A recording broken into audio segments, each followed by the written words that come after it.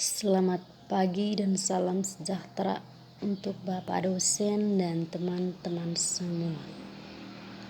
Di sini saya akan mempresentasikan tugas saya, namun terlebih dahulu saya mau memperkenalkan diri saya. Nama lengkap Ellen Sianandekung, nomor induk mahasiswa 65 2011 90713. Saya berada di semester 4 program studi ilmu pemerintahan kelas 4A2. Saya membuat presentasi ini untuk memenuhi tugas ke-6 mata kuliah manajemen konflik. Jadi baik, saya langsung saja mempresentasikannya dengan bunyi soal menganalisis konflik Poso dengan menggunakan alat bantu. Di sini saya menggunakan alat bantu pohon konflik, di mana ada 3 indikator penting dalam menganalisis pohon konflik. Yang pertama, penyebab yang artinya kita mencari tahu akar persoalan dari konflik Poso ini. Kira-kira konflik di Poso ini disebabkan oleh apa sehingga terjadinya kerusuhan atau konflik yang sangat luar biasa ini. Baik, saya akan membahas inti materi menggunakan pohon konflik ini.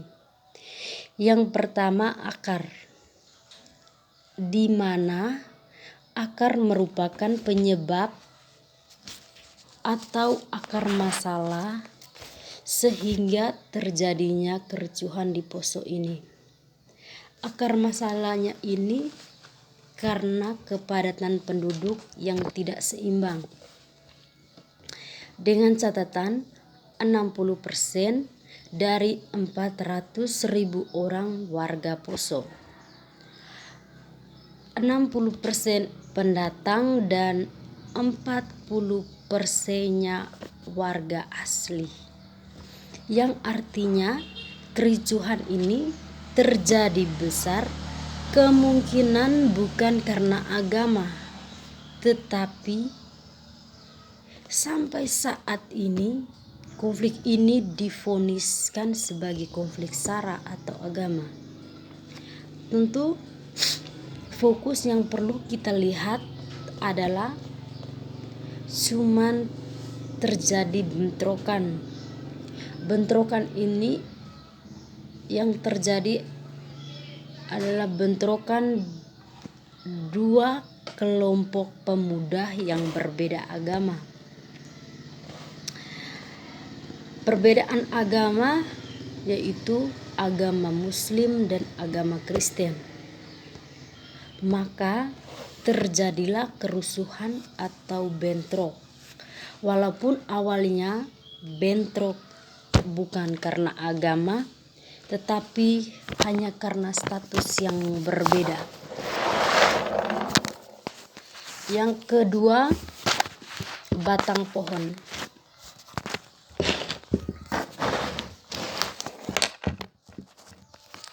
Batang pohon menggambarkan masalah inti. Masalah inti di Poso. Masalah inti yang sebenarnya adalah konflik realistik, yaitu perebutan kekuasaan politik antara elit politik lokal di Poso yang kemudian di masa dilibatkan dengan identitas agama dan etnis dengan tujuan untuk memotivasi massa untuk memperoleh kekuasaan hanya karena kekuasaan. Yang terakhir, daun di mana merupakan akibat atau dampak buruk yang terjadi di Poso. dampak yang terjadi di Poso ini sangat-sangat merugikan. Bukan menguntungkan tapi merugikan.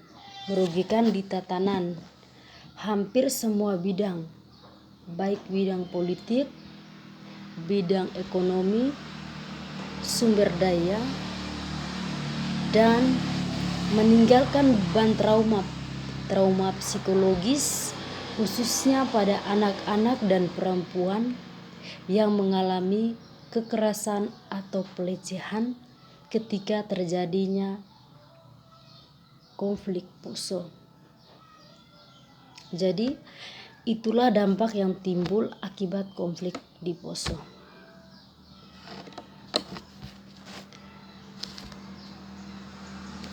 Sekian saja jawaban presentasi dari saya.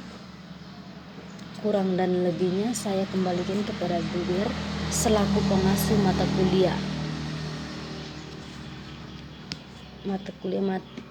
manajemen konflik. Terima kasih.